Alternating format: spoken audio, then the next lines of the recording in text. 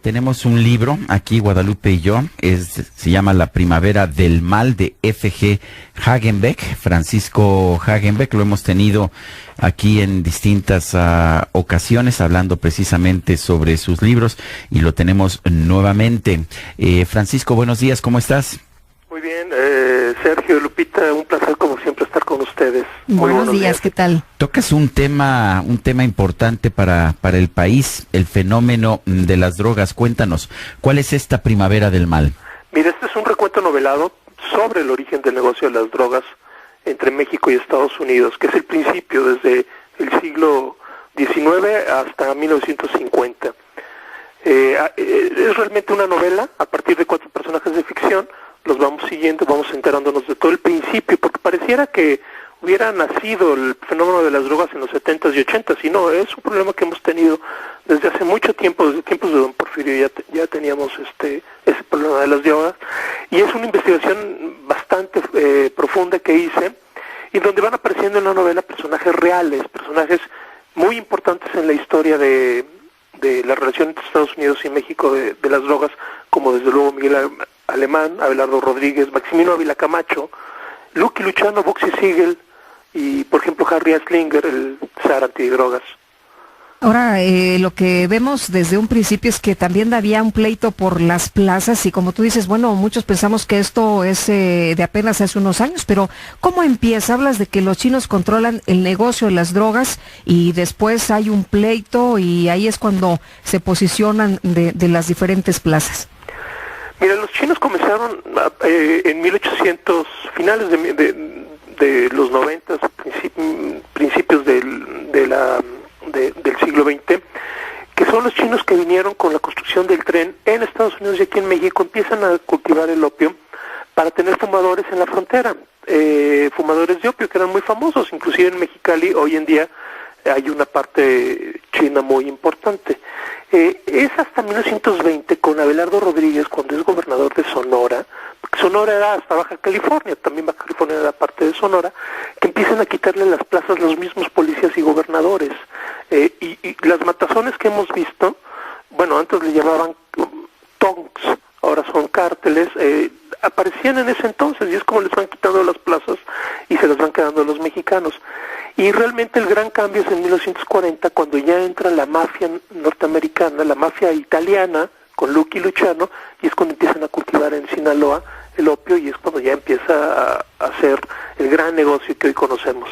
¿Cuándo se prohíben las drogas en México? Porque la gente piensa que siempre estuvieron prohibidas, pero no es cierto. Sí, bueno, el opio siempre tuvo problemas, sobre todo es muy chistoso, la prohibición del opio es por cuestión de trabajo. La cuestión económica es que estaba prohibida porque muchos trabajadores se iban a fumar opio y no iban a trabajar. Pero la marihuana es prohibida hasta 1937. La marihuana se podía conseguir, si uno ve los catálogos viejos de Sears de México, vendían la marihuana en cigarritos, decían que eran cigarros medicinales.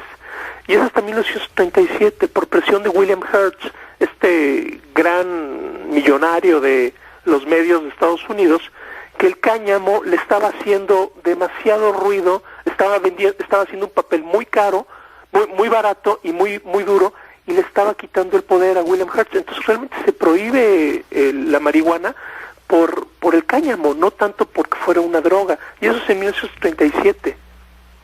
Ahora, nos dices que hay, pues como en todas las novelas, hay personajes de ficción, pero sabemos que tú siempre eres muy acucioso, que investigas muchísimo, que tienes material histórico, cosas reales. ¿En qué momento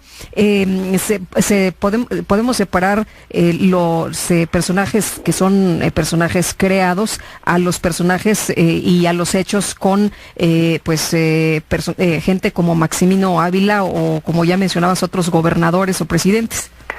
Básicamente los 4 personajes principales de la novela son los que nos van dando esta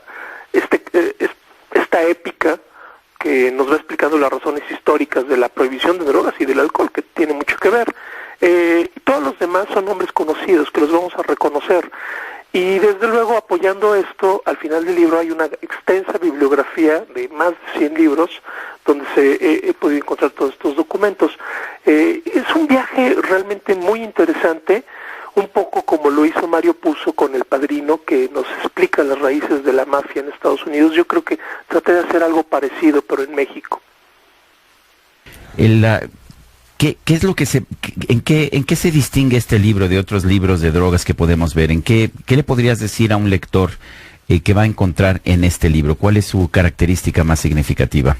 Fíjate que yo creo que son dos cosas. Uno, que este es realmente el origen, que es un tema que no lo hemos tocado y que se me hace extraño que no se haya tocado hoy cuando está tan en boga el tema de la legalización de las drogas.